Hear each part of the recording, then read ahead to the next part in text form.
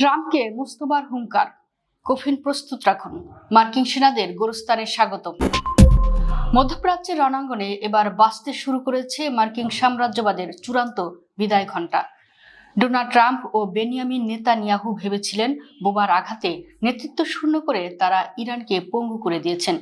খোদ ট্রাম্প জনসম্মুখে দম্ভ ভরে সন্দেহ প্রকাশ করেছিলেন ইরানের নতুন সর্বোচ্চ নেতা মোস্তফা খামেনি আদৌ জীবিত আছেন কিনা। কিন্তু ট্রাম্পের সেই দম্ভ আর উল্লাসকে নিমেষেই দুঃস্বপ্নে পরিণত করে আড়াল থেকে ধেয়ে এলো এক ভয়ঙ্কর হুঙ্কার। সব জল্পনার অবসান ঘটিয়ে মোস্তফা খামেনি ট্রাম্প প্রশাসনকে সরাসরি জানিয়ে দিলেন, মৃত্যুর জন্য কফিন তৈরি রাখুন।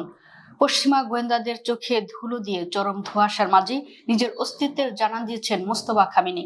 সশরীরে ক্যামেরার সামনে না এলেও একটি রহস্যময় ও বজ্র কঠিন বার্তার মাধ্যমে তিনি ট্রাম্পের রাতের ঘুম হারাম করে দিয়েছেন। ইরাকের স্বাধীনতাকামী জনগণের প্রতি কৃতজ্ঞতা জানিয়ে লেখা এক খোলা চিঠিতে তিনি যুক্তরাষ্ট্র ও ইসরায়েলের বিরুদ্ধে এই মহাযুদ্ধে পাশে থাকার জন্য তাদের ধন্যবাদ জানান। এই একটি চিঠি পেন্টাগন ও তেল আবিবকে পরিষ্কার বুঝিয়ে দিয়েছে ইরানের নেতৃত্ব সম্পূর্ণ সুরক্ষিত এবং প্রতিরোধের এই লড়াই এক বিন্দুও থামছে না। মোস্তফার এই বার্তার পরপরই ইরানের প্রভাবশালী ইংরেজি দৈনিক তেহরান টাইমস তাদের প্রথম পাতায় এমন এক বিধ্বংসী শিরোনাম চেপেছে, যা দেখে আক্ষরিক অর্থেই হাঁটু কাঁপছে মার্কিন জেনারেলদের। প্রথম পাতার বিশাল অক্ষরে মার্কিন সেনাদের উদ্দেশ্যে লেখা হয়েছে, গোরস্থানে স্বাগতম।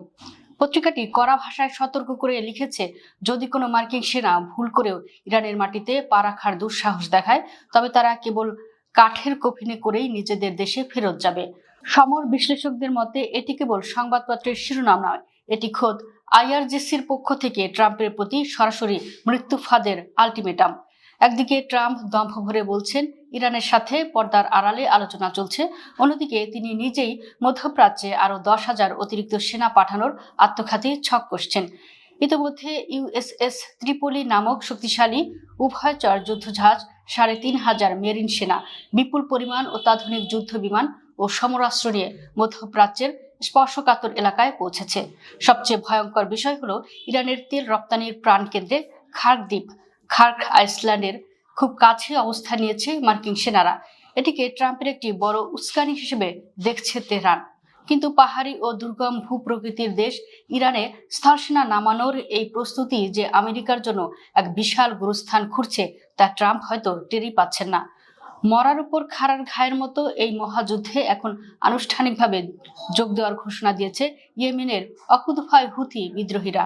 তারা ইতোমধ্যে ইসরায়েলের বুকে উন্নত ক্রুজ মিসাইল ও ড্রোন হামলা চালিয়েছে।